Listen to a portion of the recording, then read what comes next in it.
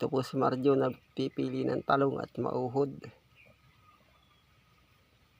Simula po na magkaroon kami po ng trangkaso, ay napabayaan na po ang talong na gulayin.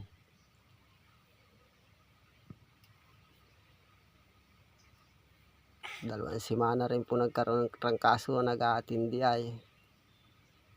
Kaya po yan lang naani. Ano po ay natalong.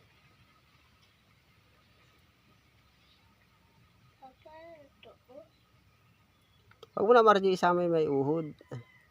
Dito uhod. Ay huwag mo na ilagay mo na lang dyan.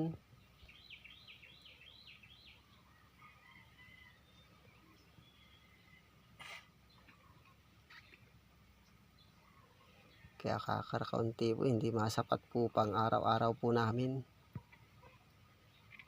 Yung gulayin pong talong. Yun lang po at maraming salamat.